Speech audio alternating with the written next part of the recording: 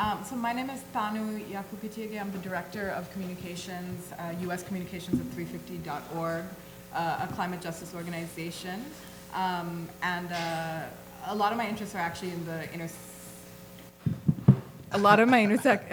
are actually in the intersection of climate and immigration. I used to work at the New York Immigration Coalition with Camille, and I will be moderating this panel, which is really to explore some of the themes in Todd Miller's new book, Empire of Borders, which is an excellent read. If you have not purchased a copy, please do.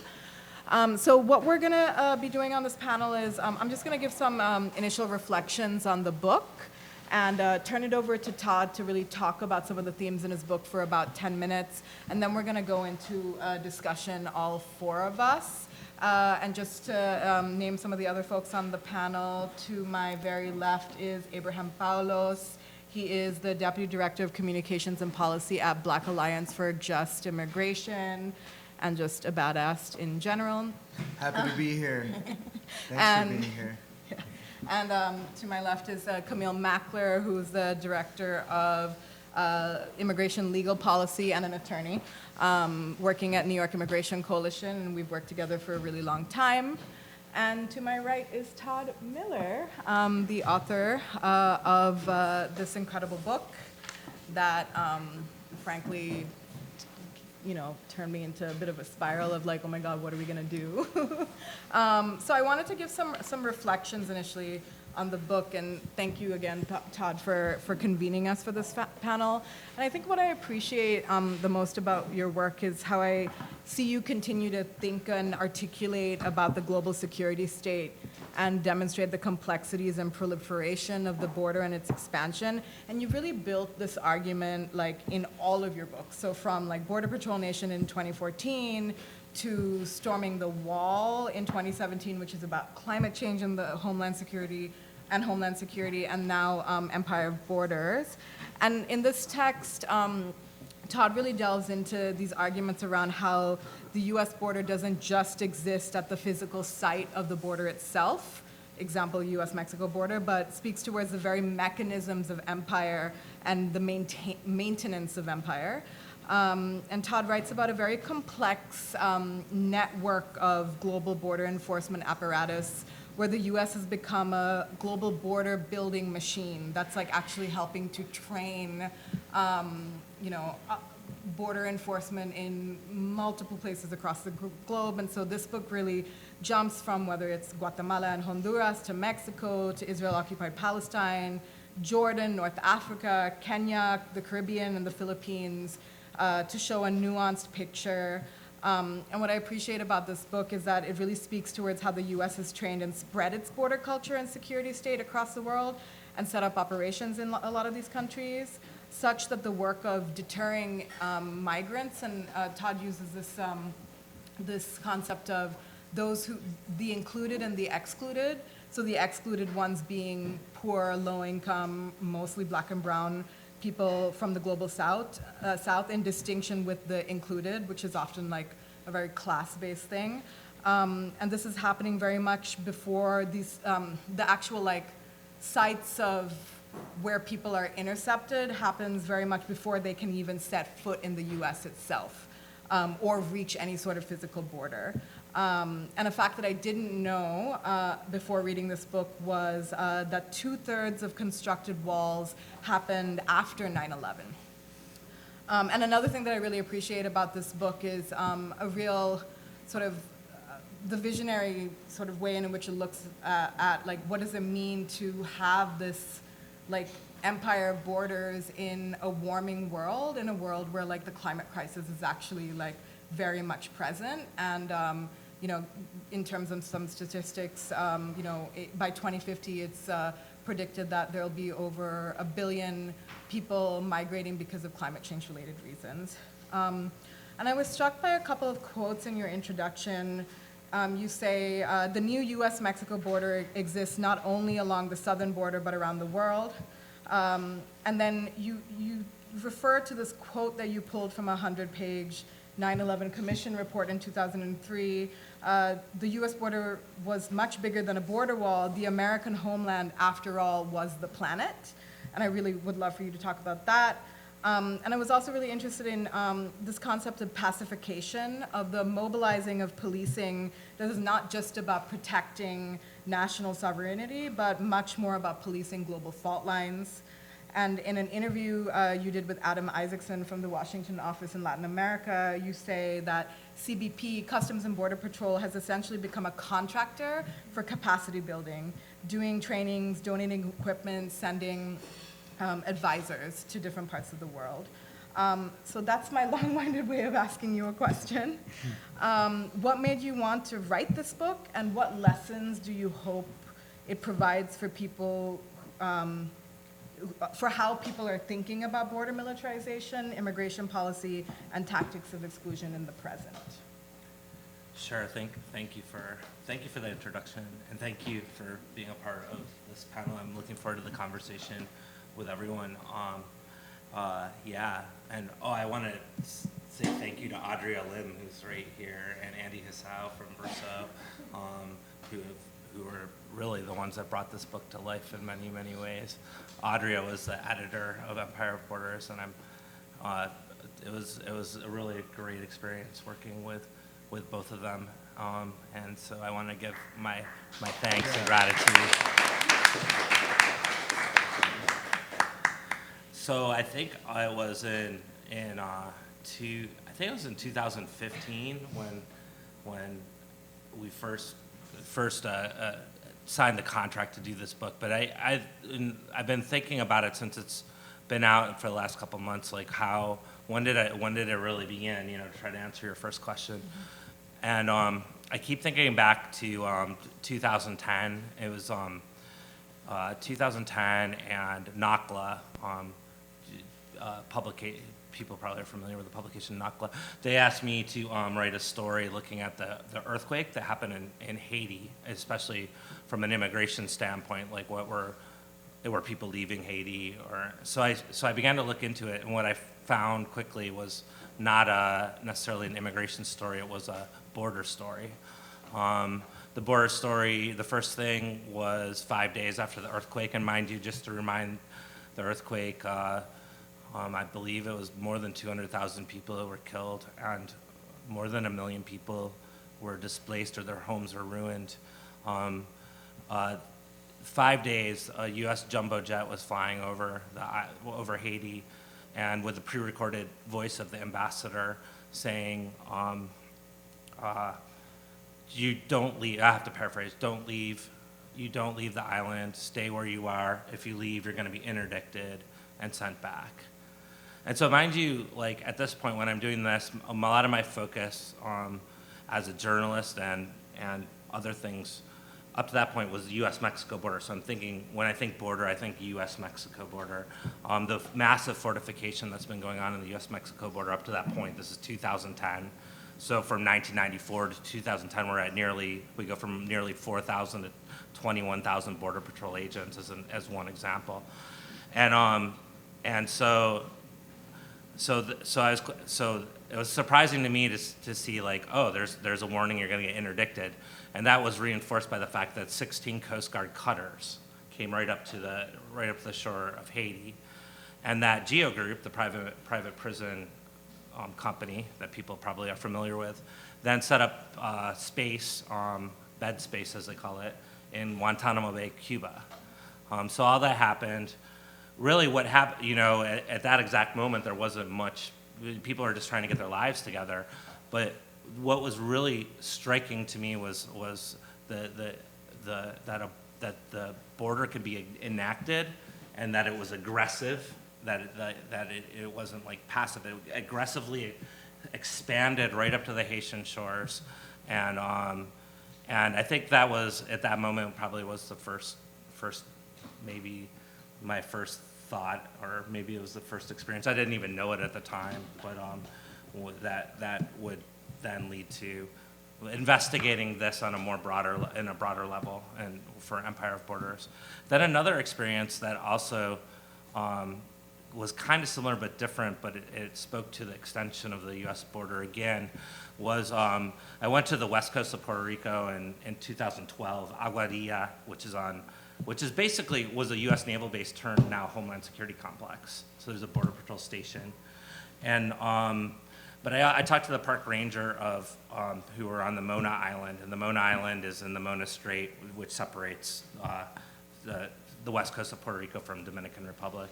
And first of all, the park ranger said, first I want to say, I saw like green striped Border Patrol vehicles roving the western coast of Puerto Rico, and I was like, wow. I mean, being from, like I live in Tucson, Arizona, I very much geographically associate those green striped Border Patrol vehicles with the U.S.-Mexico borderlands, and there I was 1,000 miles away from the mainland United States, and they were doing patrols. Of course, Puerto Rico is a U.S. territory, but, and there was one Border Patrol sector outside of the sectors in the mainland, and that's the Ramey sector, which is Puerto Rico. But also, the Mona Island was also U.S. territory. It's about 30 miles away from the Dominican coast, and the park rangers there had been deputized by the U.S. Border Patrol to do immigration detention. So just randomly when I was there, just right before, one of the park rangers told me a story of, again, it was a boat with Haitians who were going somewhere else, not even to the United States, but the boat crashed. They crashed onto the island. People came off the island and went on to the island, and basically they didn't have documents to be in the United States of America. That was the United States of America, and they were detained, arrested, held there. Border Patrol came, brought them to Aguadilla, incarcerated them, and then deported them back to Haiti. And it's like, wow, those are like just, those sorts of like experiences, those two showing like how the U.S. border is expanding in two different ways, way far away from where you normally think U.S. territorial borders are. And then the third experience I want to mention happened in Guatemala. I was going to the Zacapa military base, and that's in the Honduran borderlands in Guatemala. And I was late because I was coming from San Pedro Sula in Honduras. So I was going, for various reasons, got delayed, was 2 hours late, got to the military base. And what I wanted to do at the military base was interview the commander of the newly formed border patrol called the Chorti. And what I wanted to hear from the commander was how much they were a creation of the U.S. Border Patrol in the United States. And so I got to the gates. I was 2 hours late, so they were giving me a little trouble, but I was insistent, and finally, so the soldiers went and started making phone calls. And while I was waiting there, and mind you, this is I remember while I was waiting, looking at the hillside next to the military base, and it was extraordinarily parched, right? So this is. I didn't even realize it at the time, but this was in what is now known as the dry corridor in Central America, where there have been persistent droughts. There's been a scrambling of seasons, and a lot of wilted crops of farmers. So that's been connected with global climate change. But we could talk about that at another time. But then the soldier came and asked me a question, and while I was waiting, and he said, "Are you with BORTAC?" And I'm like, what? Did I hear you correctly? BORTAC? And he said, BORTAC. He said it again, BORTAC. And I said, so have anybody here heard of BORTAC? Most people in the United States have never heard of BORTAC. I have, because I've investigated the Border Patrol pretty extensively. BORTAC's like the tactical unit of the U.S. Border Patrol. It does it's like the Special Forces unit of the U.S. Border Patrol. They do like SWAT-style operations in the borderlands, but they also have this mission of going abroad and doing trainings, and that's exact. So point proven, right? That did I need anything else? Probably not. I mean, it was already shown that BORTAC was there at the gates of the Zacapa military base.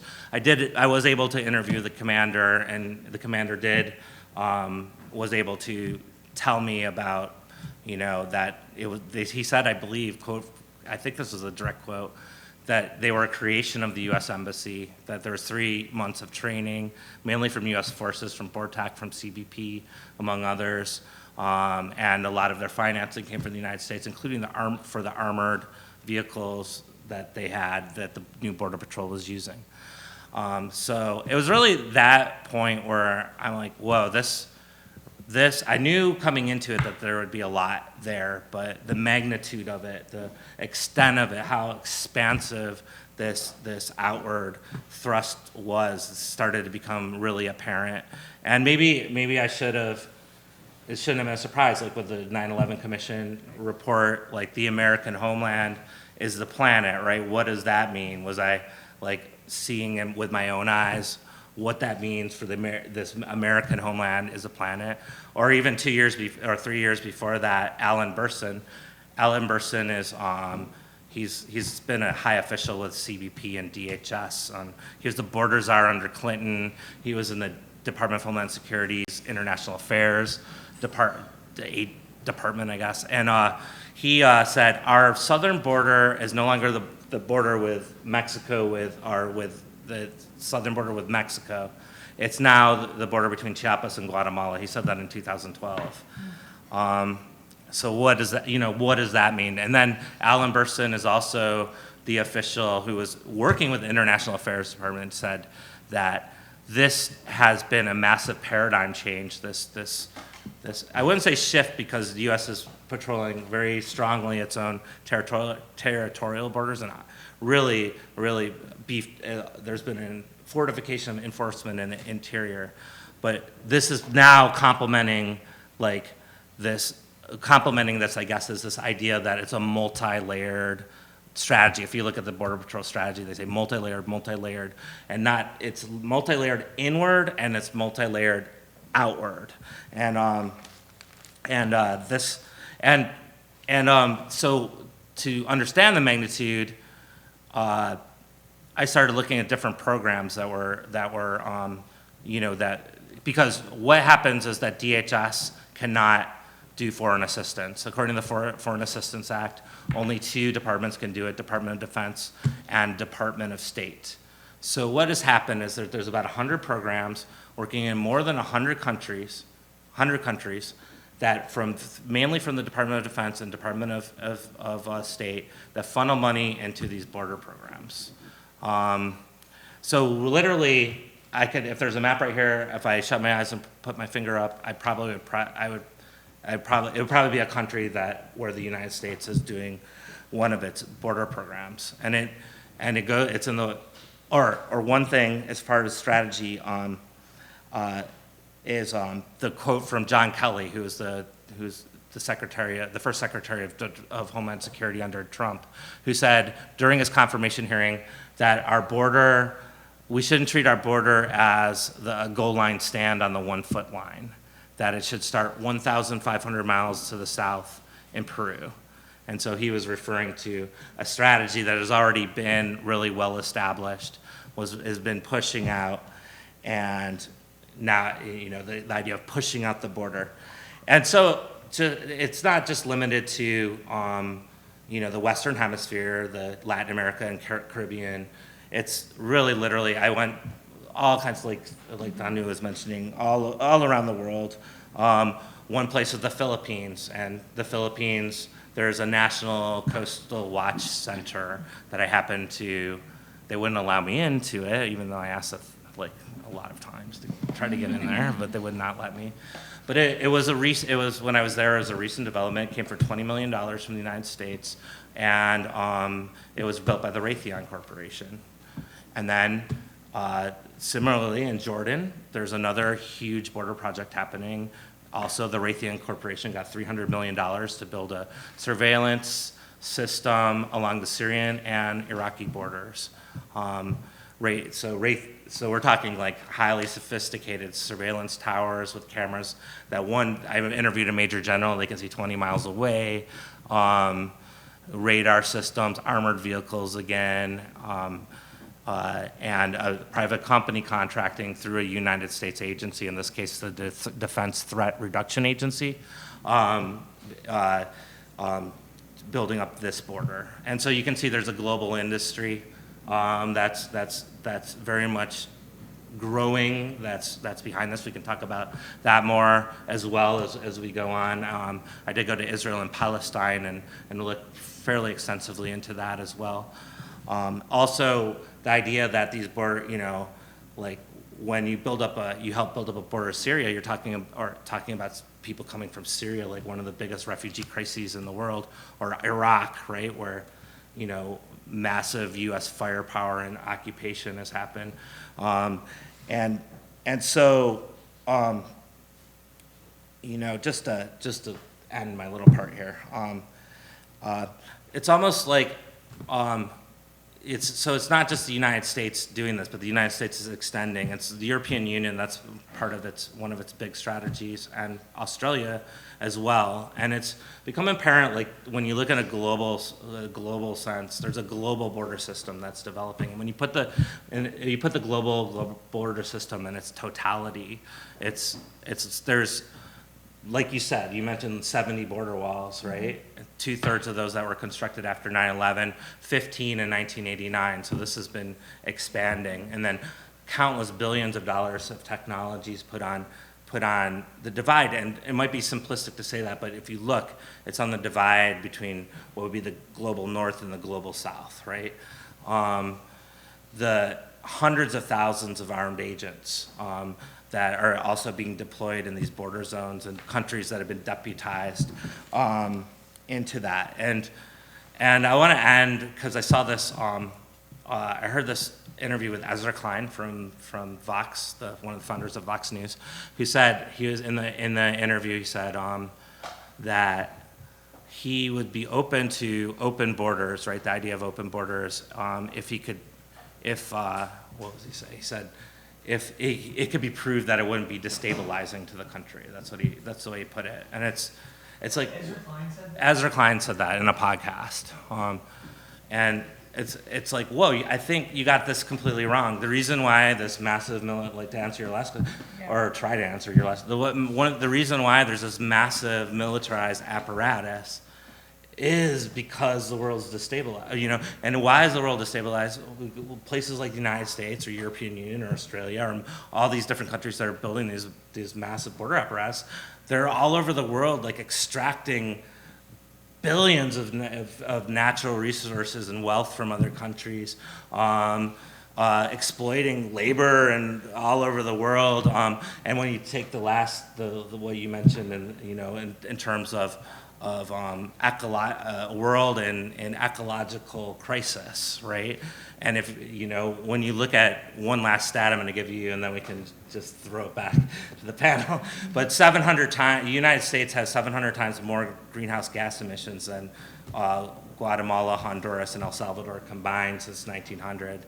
So the kind of disproportionate, this idea that there's a completely unsustainable world, and for this unsustainable world to keep moving on, and the rich to get richer, the power to be still in the same hands, there has to be a militarized apparatus. You can see it by the 800 military bases by the U.S. around the world, but you can also see it with this kind of this push for a border regime that has a more global scope.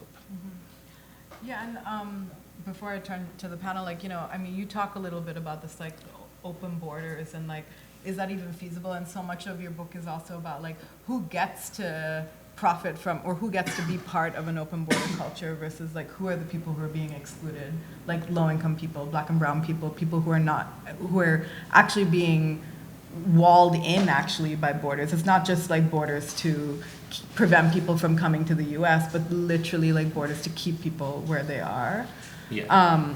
And you talk about the ecological crisis, and there's this quote from your book: "A world where the worst polluters and exploiters are rewarded with lavish profits, and the rest of us are slowly but surely walled in."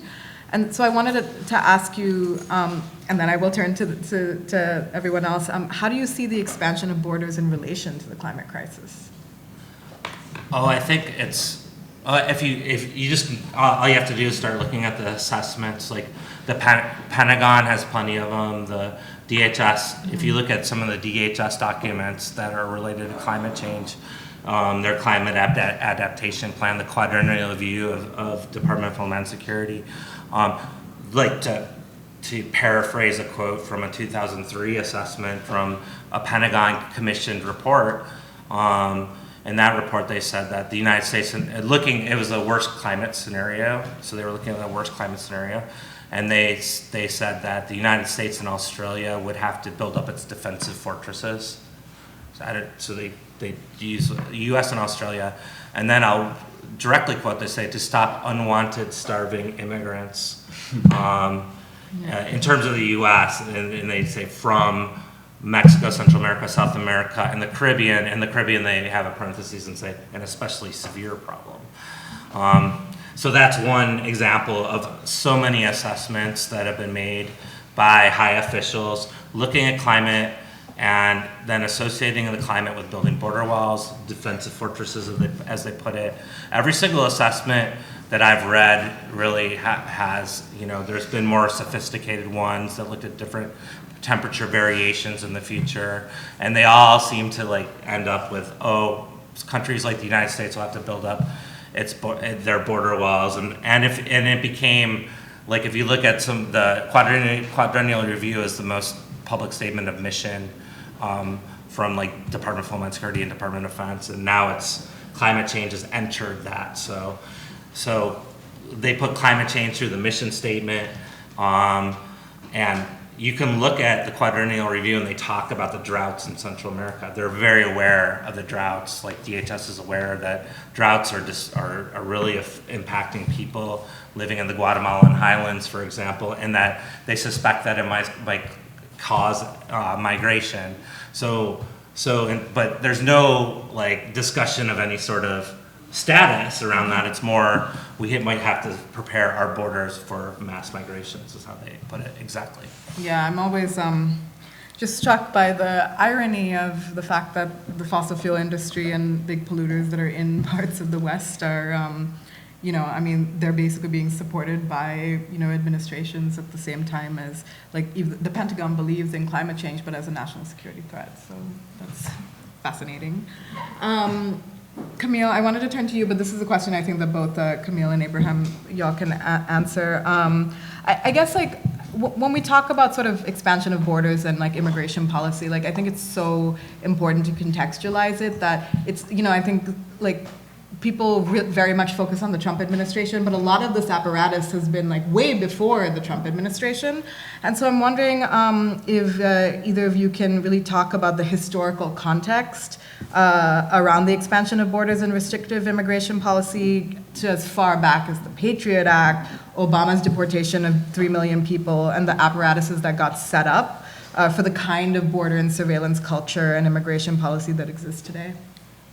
Yeah, I'm happy to start. I promised Thanu I wouldn't sound like a lawyer. She trained me a long time ago. But I would actually argue it goes even further back, right, to the Clinton years, if not before, in the 1996 reforms, IRA, which really criminalized immigration, but also created this concept of expedited removal, whereby if for a long time, if you couldn't prove that you'd been in the United States for more than 2 weeks and you were caught entering you were caught believing to be entering the country, couldn't prove you'd been here for more than 2 weeks, you could be deported without so much as a hearing in front of an immigration judge. And recently, I think a month ago, 2 months ago, that was expanded that used to be within 100 miles of the border. So if you're caught within 100 miles of the border, couldn't prove you'd been here for more than 2 weeks, that was a mechanism that started under the Clinton years, and then a couple of months ago, the Trump administration expanded. First Black Republic, that happened in 1801.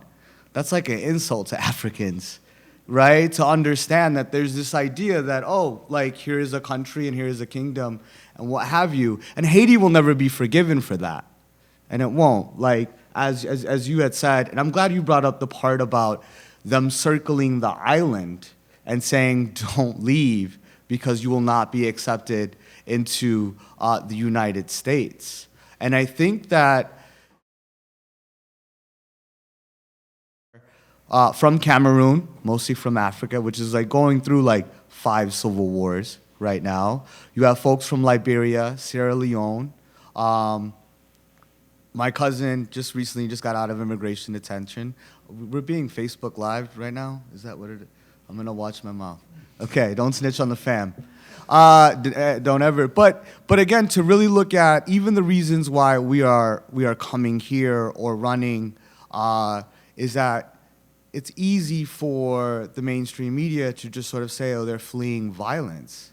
Well, what exactly does that mean, right? And so, as you know, I'm Eritrean.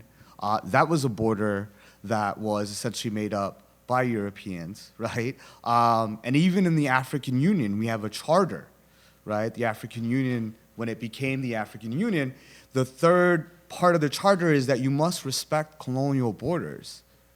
Because if you don't, violence is going to break out in the continent. Well, violence is breaking out in the continent, and now we're ending up at other black and brown people's borders, like in Mexico and Guatemala. And so I think that the one point I do want to bring up as far as like bringing it back, but then also keeping it 100, is that the border is it's white supremacy and violence. And so black and brown people, right, whether it was the Spanish-American War, we could go through this all day. I know Todd can probably do it all day. And just go through it all. It's like this is a situation in which, at its root, it's very violent and very white supremacist.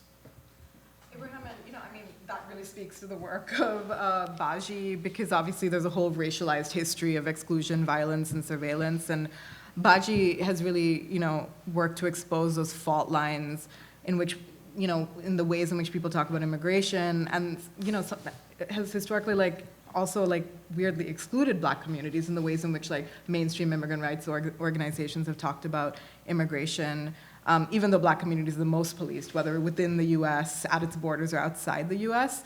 Can you speak about how Baji works to expose the realities of racial inequity for black immigrants, and the ways in which black migrants also face disproportionate rates of immigration detention and deportation? Sorry, loaded. Yeah, no, it's cool. I'll chop it up, I guess, to do my best. I think, black people are migrants by and large, whether the difference is whether we were forced. Well, we're always forced, right? There was no border during slavery. That's why we got to do genetic testing and figure out where the hell, black Americans came from. It's like, were you from the Ivory Coast or were you from Cameroon or whatever? Apparently it wasn't a situation then, but it is now. And so I think that we come from it at that angle. We understand that this land was stolen and they stole people to work that stolen land. And that's how we move. And understanding that what we go through as black people here in New York or in LA or in Miami, we go through violence and we go through sort of this enforcement of a border. Like Todd said, it's the same amorphous, right? And how do you do that with, was it Bortak that you mentioned or whatever? Yeah. It's we know what it is. It's people with weapons and cages to control us. And, the border is a formality, you know what I mean? And so I think that we look at it in that same way. When I think about the black migrants in Mexico that are trying to come to the US, that same distance of black people, it's like the same distance during the northern migration of black Americans here, right? And even though the Mason-Dixon line was a border, right? And it was a border of being whether you're free on one side or you're free on the other. So I think that the work that we do is really first and foremost is be humble, understand that there's a lot of issues out there, and respect the history that's here.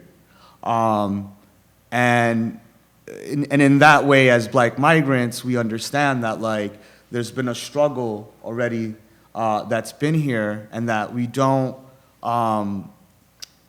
ignore it or think that our struggle is in a hierarchy. We respect it, acknowledge it, and sort of try to move forward in a way that no NYPD police officer has ever asked me where I'm from before he arrested me. Thank you. Thank you. That was a good question. It was a little I prepared. You did. I Thank you. I know folks on this panel. Okay, Uh-huh. sorry. Camille, I wanted to turn back to you. I don't know how to follow that. Who's talking to Abraham? Some of the work that we did before I left the New York Immigration Coalition was work on the Muslim ban in January 2017, and you were one of the lead lawyers who set up the support at JFK, a very chaotic and hectic time. And it was really a major signal, right, very like early on in the Trump administration around what the next 4 years was going to be. And since then, the Muslim ban has been fought in courts, and the Supreme Court actually upheld the travel ban. And to date, more than 31,000 people have been denied entry to the U.S. due to Trump's travel ban from majority Muslim countries, Syria, Sudan, et cetera. And this feels directly related to Todd's chapter around extreme vetting, where people are denied entry before they even reach an airport or a border. My question to you is, what have been the impacts of the travel ban over the last 3 years, and how have you continued to be involved in that fight? Yeah. The Muslim ban is so fascinating in so many different ways. There's so many ways to approach that story and what happened at the airport and beyond. I think to your question, God, how to answer it. I mean, when you talk about immigration, you're talking about stories, right? You're talking about people. You're talking about families and individuals and hopes and dreams and losses and opportunities. And I think some of my favorite moments in your book are when you talk about, right, like Sandra and her family who are trying to come from Guatemala to Mexico, and her laugh. You describe her laugh. They're trying to go to a family member's funeral, I think, and they don't have papers, so they're getting around. And also the civil society response. You touch on that a little bit. The civil society response and how there's always like a spark of human kindness. And I think when I think of the lasting effects of the Muslim ban and the travel bans, that's what I think of, is the families that have to go to a small library in Vermont because it straddles the US-Canadian border. And so the families that are banned from the United States have to fly to Canada and then meet in this little library. There's actually apparently several of them, but this one has become quite famous. And you think about all of the Yemenis who are stuck in, is it Abu Dhabi? I think, where they have to go process their visas, and they leave this terrible war-torn nation, and they move to this city that is extraordinarily expensive for anyone, much less individuals who are fleeing a war-torn country. And they've been stuck in limbo for years because even those who had visa petitions that were approved, now they can't get them to go through the processing. And so they've just sort of been stuck in this limbo, not able to return because the borders are closed, right? And you can't return to Yemen once you leave.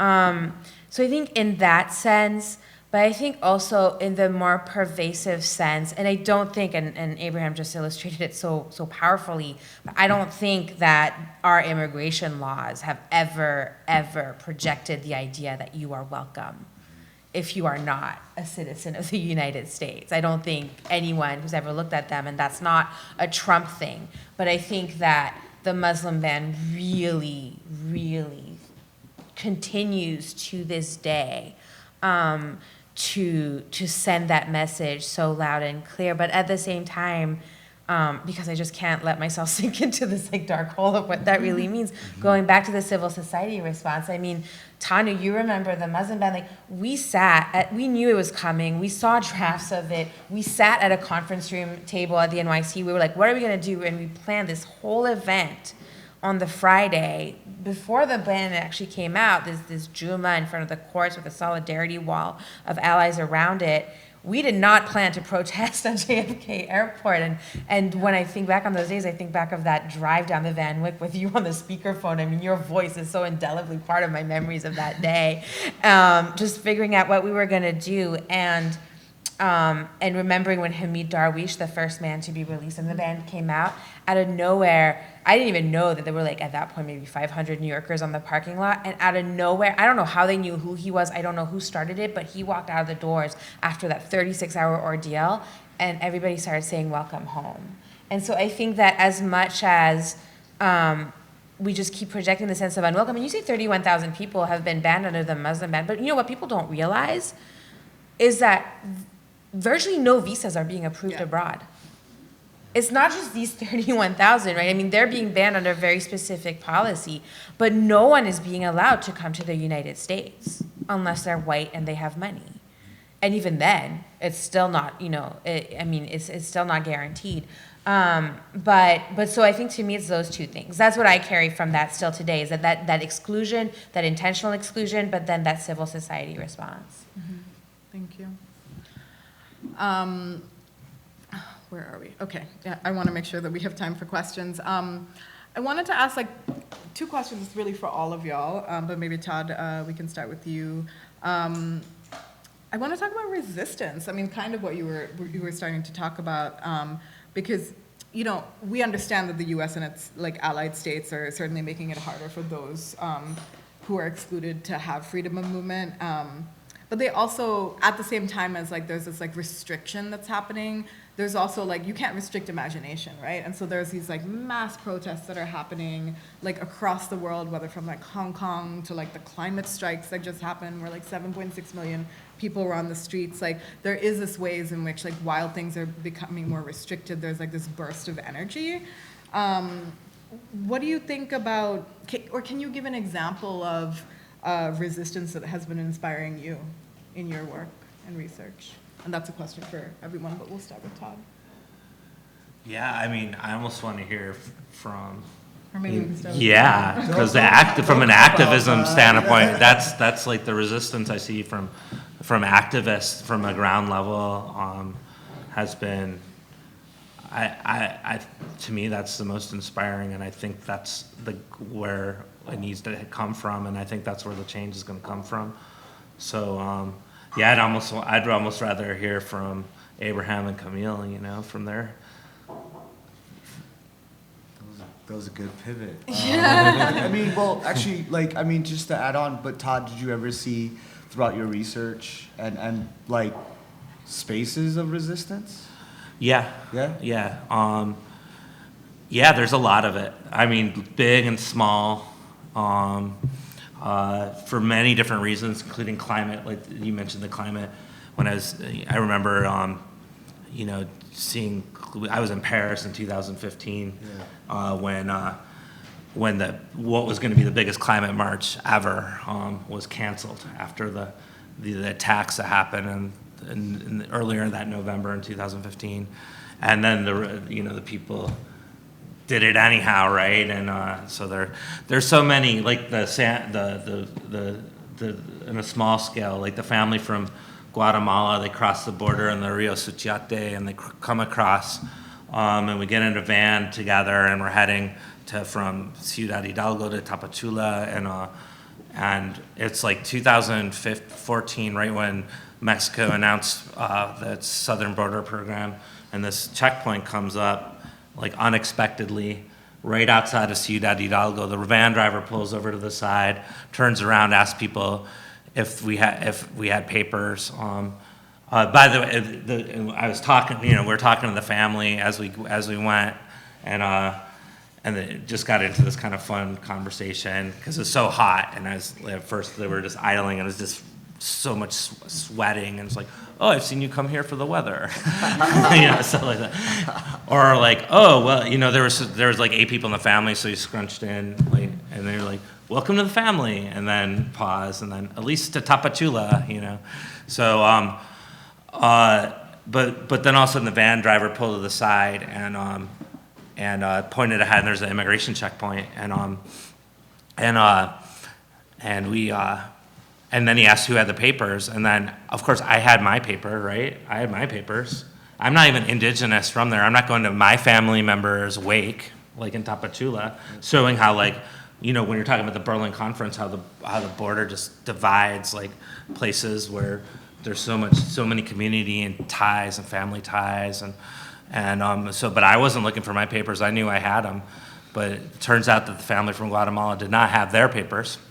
And so the van driver turned around, and I thought we were heading back to Ciudad Hidalgo, and they'd have to figure another way to get to the wake. And then the van they took a quick right and went up this dirt road, and it became quite clear that they were going to avoid the checkpoint, right? Like, so Sandra looks around and goes, "We don't have any papers," and then she starts laughing, and then her mother was sitting in front of her, and she started laughing, and then everyone started laughing, and we avoided the checkpoint and went to Tapachula. And that was just random, right? That was just one little random thing that just happened to stumble into. And I imagine, like, how many times that day did that happen? How many times that year did that happen? How many times in the 5 years since then has that happened in just that one place? And then you think about around the world, and then maybe the real book to write is that, right? It's probably happened so many times. There's a book as tall as the ceiling of what kind of resistances are happening on many different scales. And if you could just put them all together, the thing might fall apart, or it would fall apart. And you do point out in that story, though, the very bewildered look of the farmer or something on the side of the road. Yeah. So maybe it didn't happen all that often. Maybe not. Yeah, good memory. if it's my turn to answer.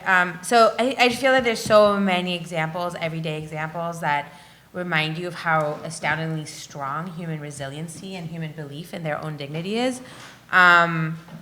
But I'm a mother, and today's my little girl's birthday, so thank you. Yes, so happy birthday, Zoe.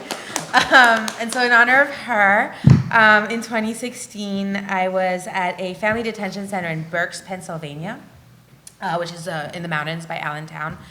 And this was under the Obama policy, right, of detaining mothers and children, which, by the way, separated families, because all adult males were separated from their families. And you were usually, these families, these mothers and children were usually detained closer to the border in Texas, but if their cases dragged on for too long, they were sent to this facility in Berks, Pennsylvania.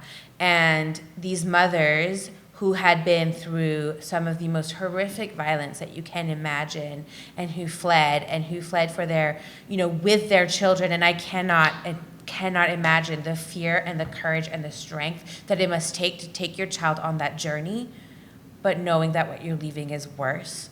And they had been imprisoned, given no dignity, given no food, no health treatment. I mean, the conditions in Berks are particularly horrific, and for another time. And they went on a hunger strike because they weren't going to stay there. And they stayed on it for 25 days, demanding their liberty. They lined up against the fence. This is actually an old nursing home. It's very idyllic. The setting is you would never know what it is looking at the outside. It doesn't have, the big walls, the barbed wire fencing, all the things that you usually associate. And they lined up, and on sheets they wrote, Manifest Berks, and then I can't remember something else to show the whole world. They were like, we will not be silenced. These are our faces. These are our voices. These are our children, and we will never stop fighting. And just moments like that, and eventually, ultimately, some were released, some were not.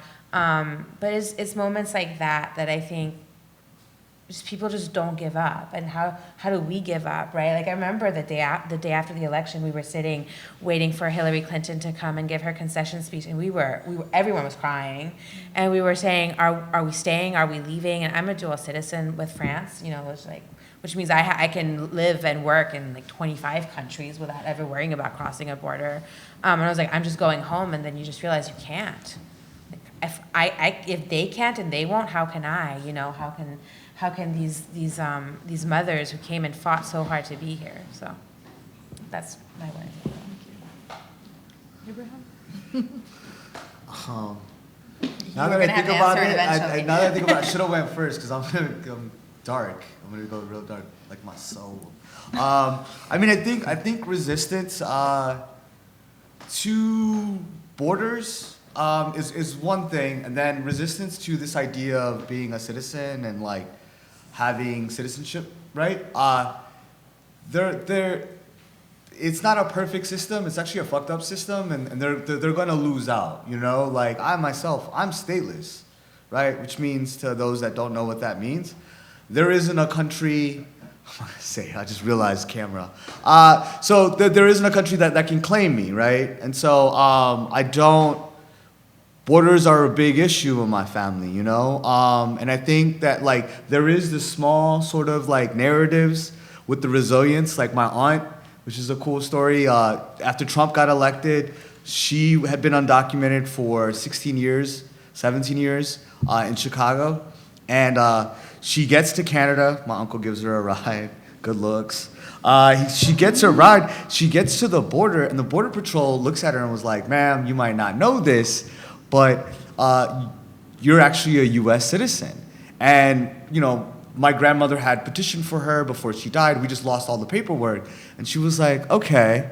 And then she got her, you know, her paperwork. She was like, "I'm still going to Canada." Yeah, like, okay. I was like, you know, I'm proud to be a part of my family. So there is like resilience in that. I mean, is that resistance or is that us just trying to live? Yeah. Right? Peacefully. And that's important because I do think that so much is communicated to us through violence. And right now we're peaceful. Right now, like, we'll do the protest and like we'll be out there for as long as we can, right? But then once the body count starts to start up, right? I think that resistance takes on different forms, particularly when it comes down to South America and Africa, right? I think what happened with Ecuador, right? The indigenous folks that you know did their thing, right? Do we know what the body count was on that? Do we know what the bloodshed was on that?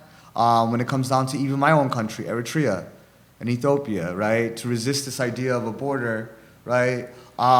So I think that resistance, like, we can't be tone deaf to understand that people are you know, we're people. And we're just trying to live. And so I think that the way that I look at it is that understanding that the resilience of our people, right? We all have a limit. And even Black Americans here have a limit. And so I think that resistance at this point is, it's peaceful. Thank you. I think we're going to open it up for questions. We have about 15, 20 minutes. So, Just to follow up because of what he just said. Oh, Do you man. think we've, That's all do good. you think we've kind of surpassed the point of resistance to just sort of trying to survive in terms of, let's say, our activism or? You need to use the mic because then it'll be on. Sure. You want to get this on record, huh? Okay. So just my question is, do you think that we've kind of gotten to this point where everything is such a wreck that we're just sort of, to a point, surviving rather than resisting? To a certain extent, right? But I think that here's the thing. Like, in my community, there's a war, right? And there's a war so that other communities are at peace, like this community, right? There are not people with weapons running around, locking us up, deporting us, shooting us in our own homes, right? That has to go there, right? In order for us to have that sense of peace. To have peaceful, right? And so I just think that, like, we are surviving, right? Like, right now, But right? at the cost of others. And so there are people who are just surviving, whereas for the comfort of others to be able to fight and be active and stand up for them. Yeah, you answered the question. Yeah.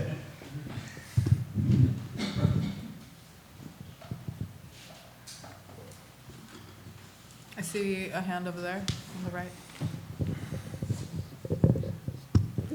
So I wonder if you could comment on how deep this goes. I'm thinking of an article that was written in 1974 by Garrett Hardin called Lifeboat Ethics. And we white folks are on a lifeboat that's very sturdy and very strong. And there's all these other people from Africa and Latin America and maybe Asia. They're in these shitty little lifeboats that are sinking and they don't have enough food and they keep jumping off and trying to get to our lifeboat. But if we let them in, our boat's going to sink too. Now, he doesn't mention why we have such a sturdy lifeboat and where all our stuff comes from. But it strikes me that what you're describing in Borders goes pretty deep. And he was a favorite son of the American political establishment in the 70s. And I think this goes way back. In other words, white supremacy is kind of a class concept. I'm white. I deserve it. You're black. Why do you deserve it? And I think this is what we're dealing with here. And I just wonder if you could address that a little bit. I'm gonna take that question as long as you guys promise me the next questions go to Todd and Camille. So I'm just gonna let's just be clear. First of all, the lifeboat thing, right? And who's really sinking on that, right? And I think that when it comes down to white supremacists in this country, it's a wrap. You know what I mean? And they're holding on. That's why they're violent. That's why we have Trump, right? It's they're losing it, losing their collective minds over it. So I don't think that we're in a situation in which we're sinking. Who's actually trying to get onto the boat? Would be my question to that. And the second part, yeah, I think I'll just leave it at that, right? I think I'll leave it at as a question. We can talk about it later on, but I just want to make sure that but who's really sinking, you know?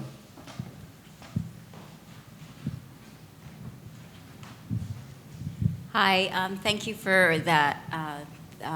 The discussion so far has been fabulous. I have a question for Todd and then for all of you. I'm interested in the title of your book, The Empire of Borders. And I'm interested in it because of the use of the word empire. I'm very interested in how states control people's mobility and how different forms of state power control people's mobility in different ways, right? So imperial states also controlled people's mobility, but in very different ways than nation states control people's mobility. Nation states are primarily responsible for the formulation and implementation of immigration controls, entry controls, right? So I'm interested in this use of empire, this use of this word empire, to describe a world of nation states. And in particular because what the United States is doing, and you do a terrific job of outlining how much the United States is interested in shutting down immigration to the United States and ensuring that that takes place across the world. But so is the European Union, right? So are African states, so are Asian states. This is a global problem.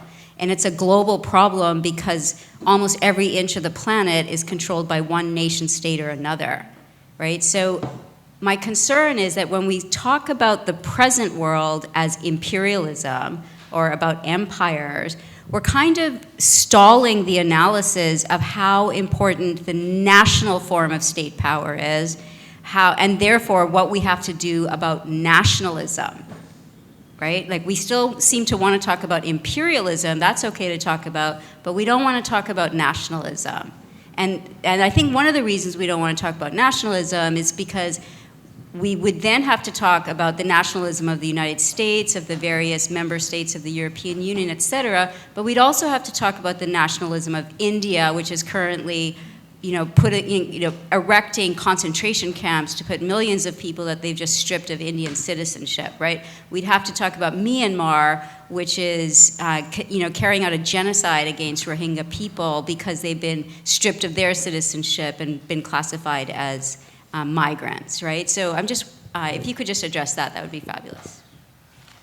Well, I'll give it a shot. Thanks for the question.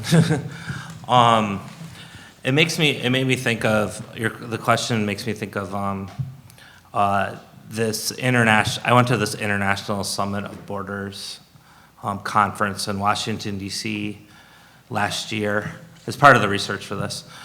And it was interesting to be there. It was like a 2-day conference. It was put on by Customs and Border Protection and the U.S. Department of Homeland Security. But it brought in all these countries from everywhere. Like, there's different countries, and they're talking about their different border programs and immigration control programs, and then the talk was all about harmonizing, a kind of global harmonizing of these border programs in different countries through these partnerships.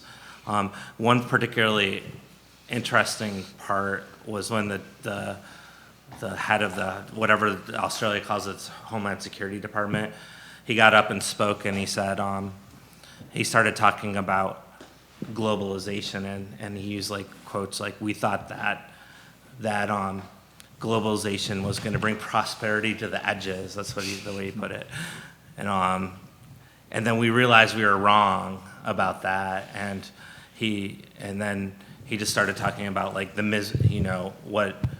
there's a misery underneath it all, but the great thing is that we've now figured out in these international partnerships that so his big answer was that the international partnerships come together and harmonize and have this international security system. And from the U.S. perspective, I think it's you look at that kind of, you look at it, I've been looking at it in terms of, this is a country, if Guatemala had a military base in the United States, you would be like, whoa, or, it has 800 military bases around the world, and it seems to follow in that kind of in terms of externalization. And then the European Union's doing the same thing. I mean, you look at Turkey and Morocco and Egypt and Tunisia and Libya, especially Libya. There's so much money going from the European Union and the United States actually into those countries. There's almost a partnership between the two, and all around the world. India's the border wall between and Bangladesh. We were just talking about that, and thinking about people going for ecological reasons, and then it turns out that there's a CBP attaché in New Delhi, and there's this kind of, it's almost like there's, when I had to focus on the U.S. because of the U.S. perspective, but what it seems is that there's this kind of a transnational partnership where nation states have become security, have become John Washington, the bouncers of globalization. Whereas there's the empire, if you could maybe shift the definition of what maybe that is a little bit, is there's this elite corporate transnational class that has a total open borders policy, can go wherever they please, go and interact and do business, take whatever they want from wherever they want, no matter what country, right? And the whole thing is set up along those lines. I don't know if I'm answering your question. I have some. Yeah. I mean, I think a lot about ethno-nationalism in the context of South Asia. I'm Sri Lankan of Sinhala descent, and I think that's what's interesting about what's happening in India right now, what happens in Sri Lanka and Burma, in Thailand, is also just what gets ignored. As these attachés are in these countries, what's also permitted, what India is doing, the U.S. is not even commenting on it. What China is doing to Muslim communities, the U.S. is not commenting on it. And I think that that's part of, it's when we talk about an expansion of borders, that is actually a part of that. And addressing nationalism and addressing ethno-nationalism is part of the really complex web of talking about restriction, who is excluded and who is included based on what, the powers depending on the nation state.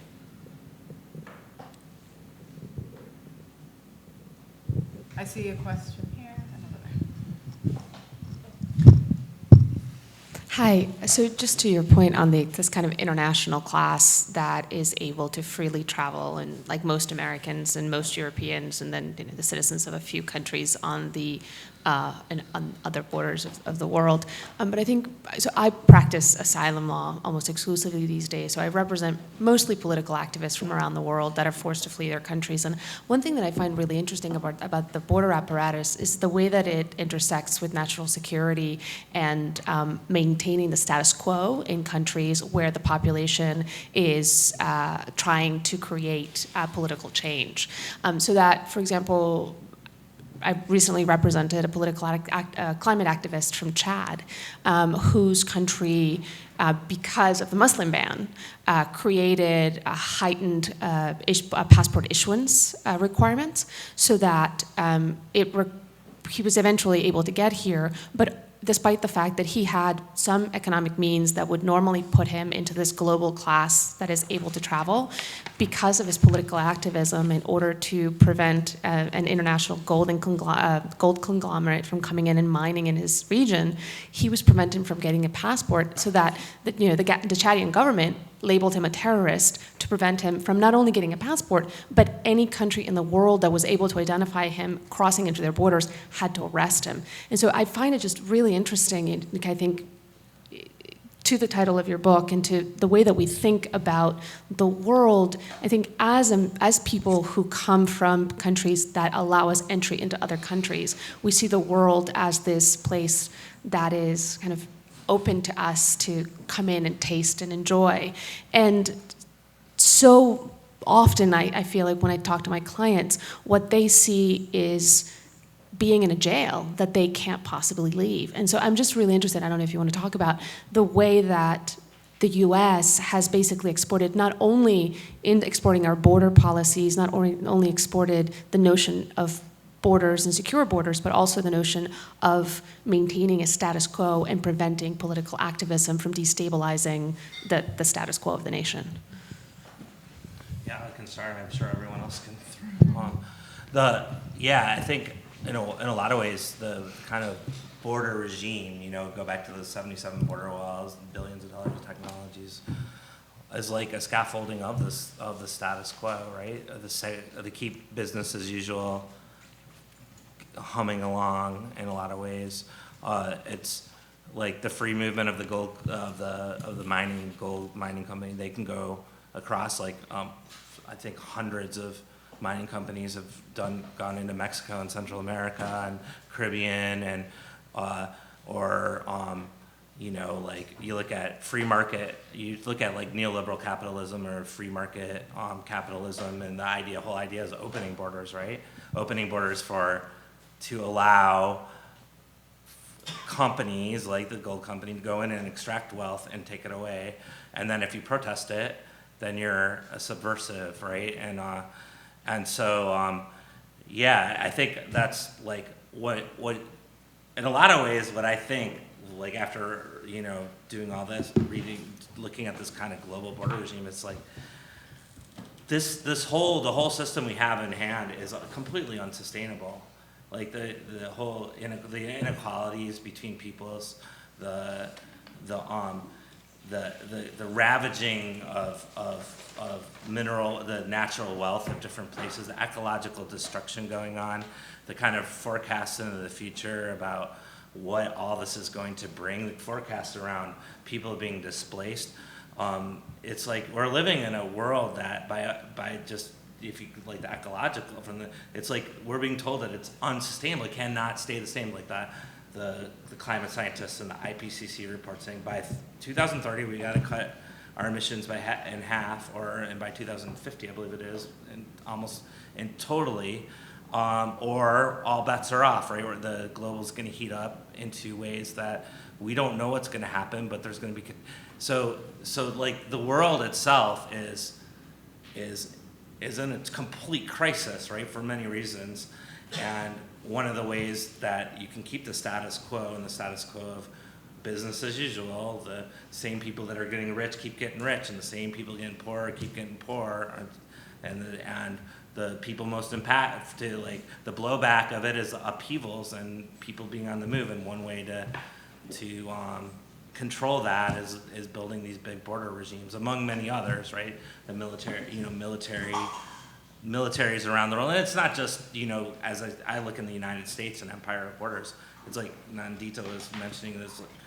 You see this in like all kinds of different countries, different governments of different countries doing like very similar things. So yeah, I think, but to go to your essential point, I think like that's one of the main takeaways I think I have from this book. It is a maintenance of this sort of completely unsustainable and unjust status quo. But I think also to build on that, one point that you make over and over again in the book that I thought was really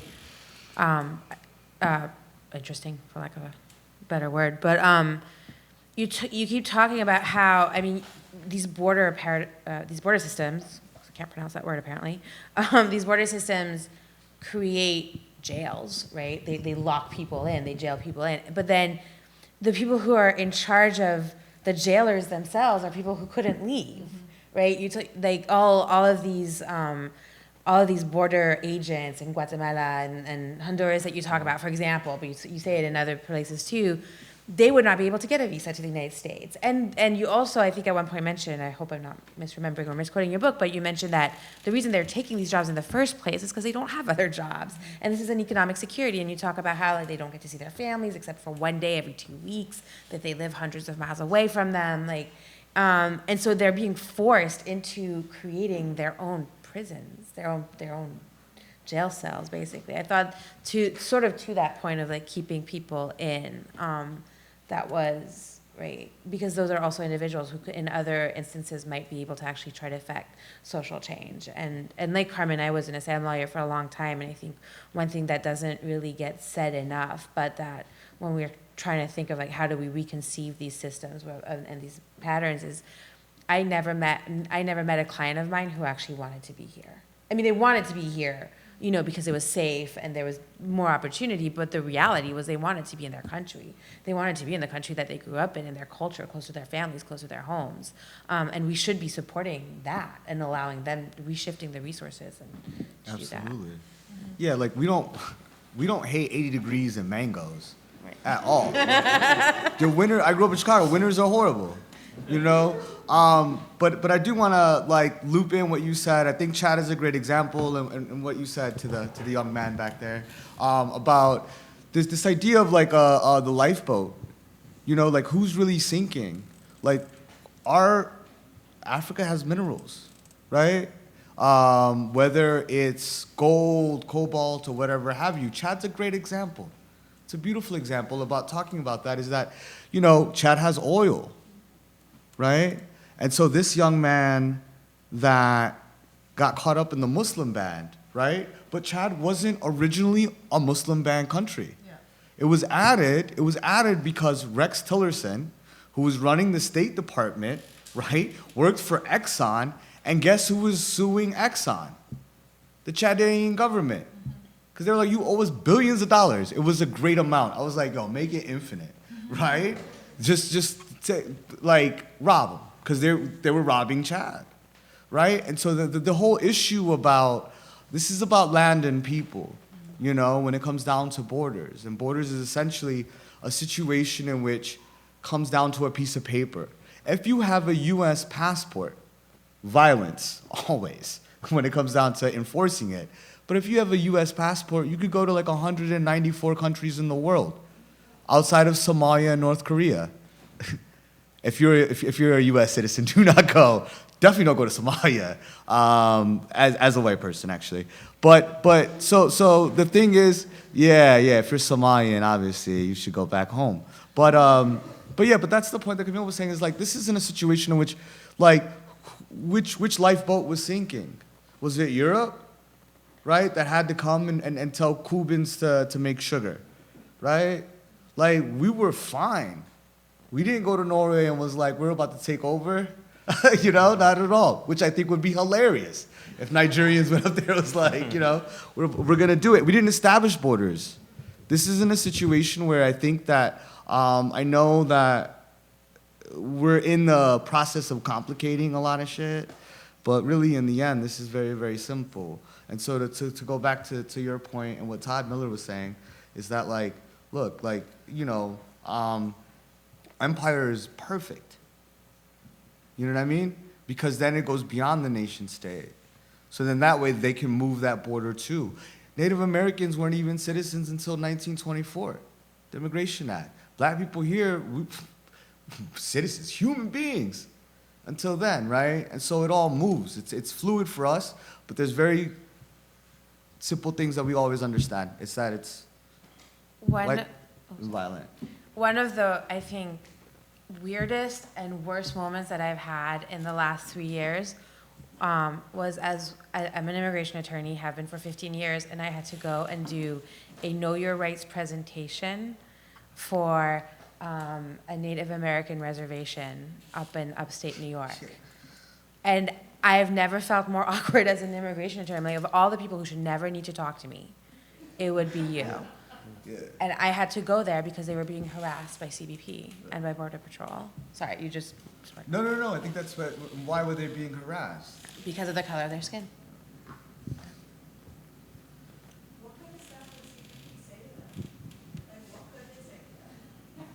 I mean, they get racially profiled. There was this one, I mean, the video that's sticking in my mind, they had been pulled over to the side of the road and Border Patrol wanted to inspect the contents of the car, saying there was probably narcotics. And they said, no, you can't inspect the inside of my car. And then they call, and this is all on video, they called the dogs over. The dogs didn't alert because there were no drugs in the car. So then they started trying to goad the dogs into alerting to justify being able to search the vehicle. And this gentleman who had been pulled over was aware of his rights and never gave in. And I mean, the abuse, the verbal abuse, he was held there on the side of the road for hours while they called in other people. They tried to call in local law enforcement, and that prompted him to reach out to some groups and ask us to do it for his his community. There was a question over here as well. And there's been one in the back for a while too. The gentleman with glasses. Also, though, Todd, you've been writing a bunch recently about the reservation that's close to where you live and the militarization of... Yeah, of the, particularly around the Thanu Nation. For people who aren't familiar, that's the nation.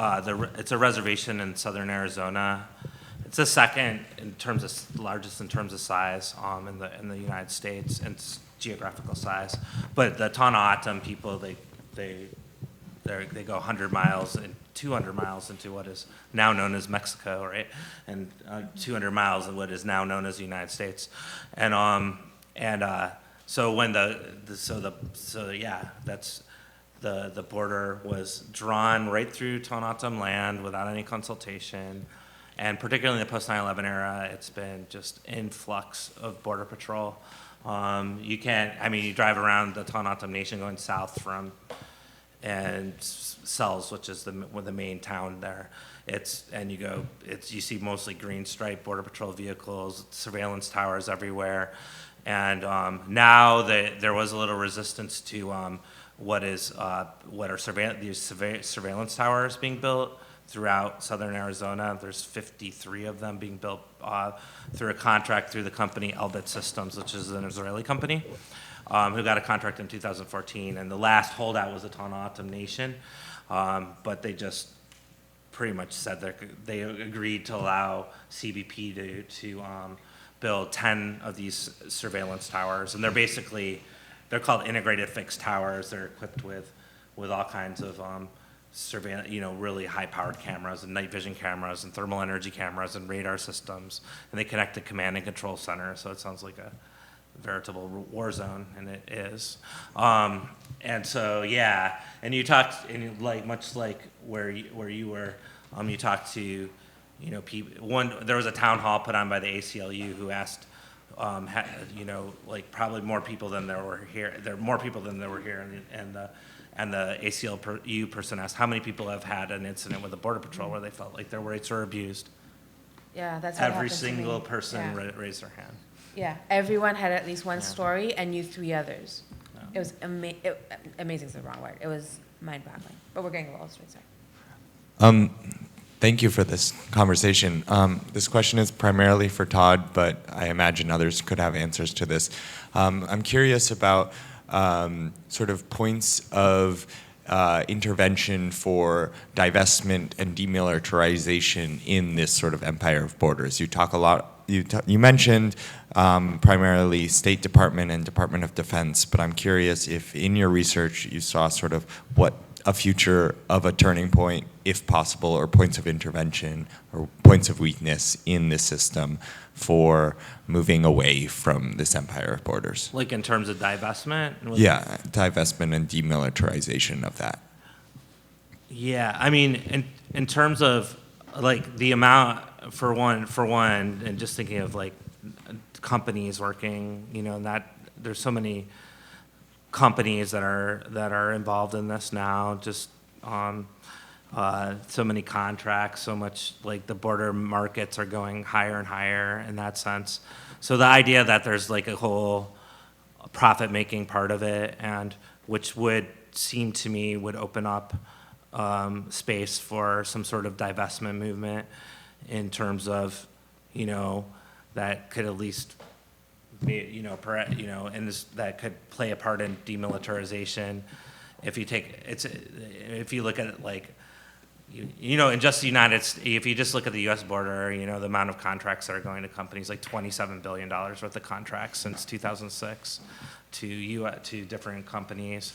I mean, I think like that might be really an important step, because you can think about a lot about the Trump administration, right? And a lot of energy goes to the Trump administration, maybe probably rightly so in a lot of ways. But like the Trump administration is just one part of this kind of massive bipartisan buildup that's been going on for so many years, and one of the biggest impediments to something else, it would be, I think, like this kind of industrial complex that just never gets talked about, and just the amount of companies not only cashing in, but the same companies have all kinds of clout in Washington.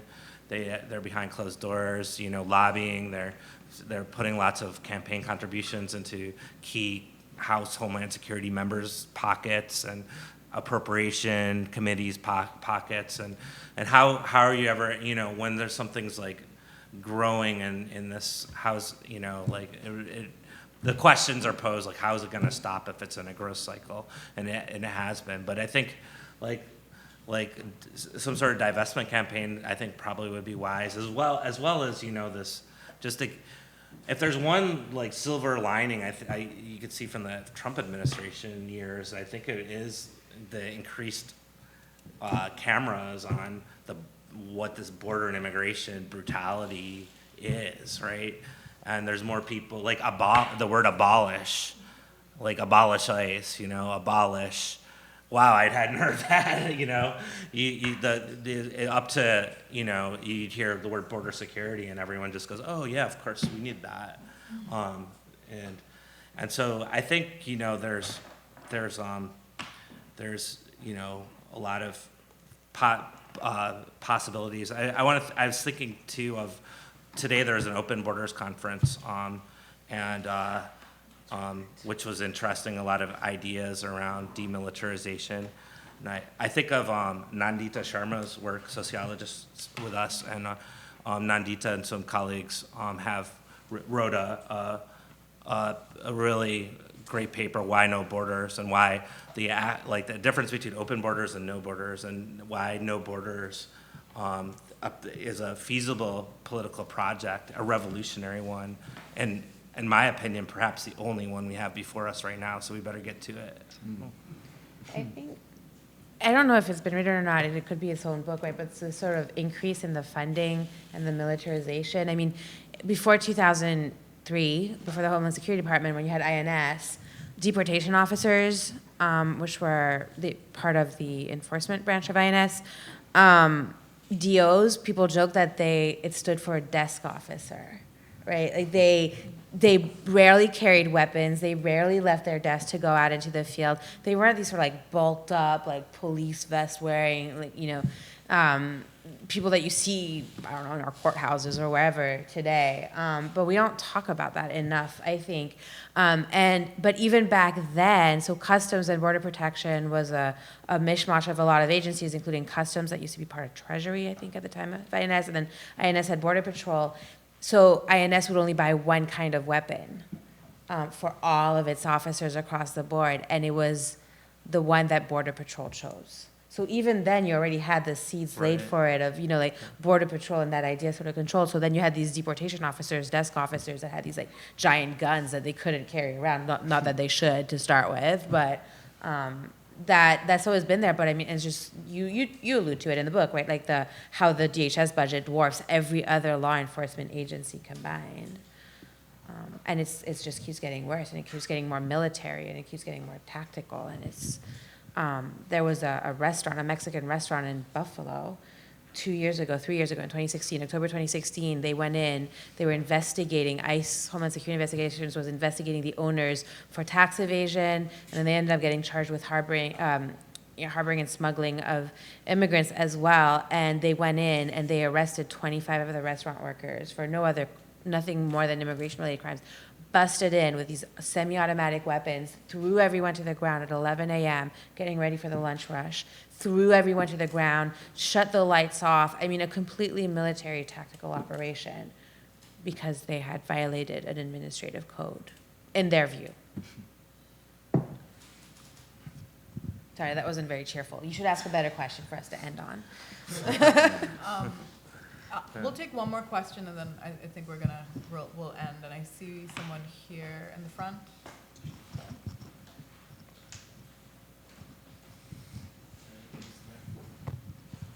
I know, we're right here. Yeah. I think it's for the people in the back. Yeah, it's more for the. Yeah. So I'll try to make it positive for the finish here. Don't even- Todd. let's spiral out of control. The wine's over there. Todd, you mentioned something earlier that made me think of something earlier in the day. I was at the Open Borders conference, and Nandita was great in the panel that she spoke at. You were talking about sort of the ad hoc ways in which people resist and get around borders, and how you could write a book that would go to the ceiling about that sort of thing. And it made me think of something that Dave Benyon was talking about in his breakout session about sanctuary, legal sanctuary.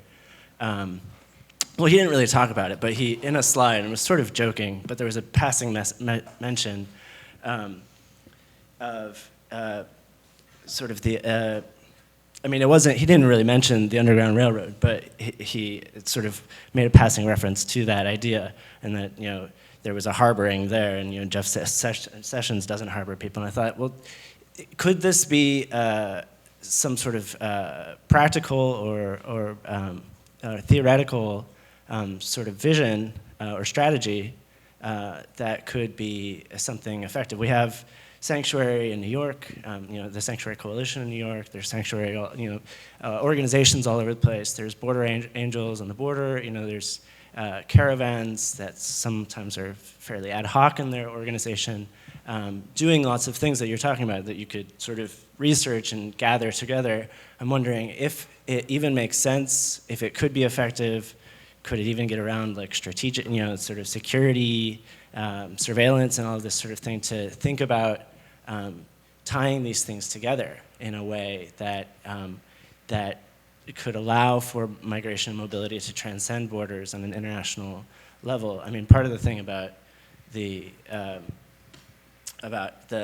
Underground Railroad is, you have to have a safe place to go to, and so part of that is like, where is that place in the empire of borders, where it goes inward as well as outward. But does that, to you guys, does that seem like is there any rhetorical, strategic value to that sort of model moving forward on the ground? Underground, you mean? The Underground Railroad, yeah, sort of as a model for resistance. Yeah. I think they kind of exist. I mean, so there's in Champlain, New York, which is right on the New York-Quebec border, which was the last stop on one of the routes of the original Underground Railroad. There is a road called Roxham Road that goes from New York into Canada. And it has become a irregular, in their words, border crossing for people like your aunt, I think you said, who She went up yeah. there, yeah. People have been scared and have just decided to flee the United States and go to Canada. And because of a safe third country agreement between Canada and the US, they present to a Canadian port of entry, they'll be turned right back around. They won't be allowed to enter Canada to ask for asylum or anything else. So they've 6 miles to the west of the official border crossing on this road, Roxham Road, they've created this new border crossing. And the RCMP has set up tents and they arrest everybody. And Carmen, who's right there, and I have been there. And I have like stood there and watched people, I mean, cut through fields. I don't even know where they were coming from, wheeling luggage behind them and then coming up to Canada and just sort of taking this step. And there's people who, and when we were there, we met with some individuals who'd been stopped at the time that they were trying to go into Canada and return, and so they were imprisoned in a county jail in Plattsburgh, New York. And one came from Boston, one came from Dallas. So I think it exists. Well, yeah, the idea is, like, I named all these things that are sort of piecemeal parts of it, and, like, does it make sense as, like, a cohesive rhetorical vision, a strategy, organizing network, sort of, like, to build that out as a practice, not just, like, yeah, we have all these things that we could point to, but, like, I've worked in all these things and they're not connected in any way. I mean, they're connected in that, you know, I've worked in all these things, you know, and, like, various people do. Good question for us to talk over wine, because it's a longer question. But I did actually want to end on something that I really appreciated in the conclusion of your book, where you are starting to sort of like question, like, what is a vision for the future that's different? And you talk about, quote, by allowing free movement of people, opening borders would address global wealth inequality. So would global rules for working conditions, including a global minimum wage, global standards for working conditions, and global safety nets for the poor. These basic regulations would prevent corporations from playing different countries against each other to get the lowest wages possible. And I think that that was sort of a way of thinking about what a vision of the future could look like if we, you know, like if actually, you know, in this, your question around like what kind of networks can we create, where we're actually thinking like not small but bigger in terms of what we could create cross-border. And on that, I know there's probably a lot of other questions. There is some wine, or at least seltzer. So you should stick around and we can keep having this conversation. Thank you so much, Todd Miller, for writing this book. Thank you.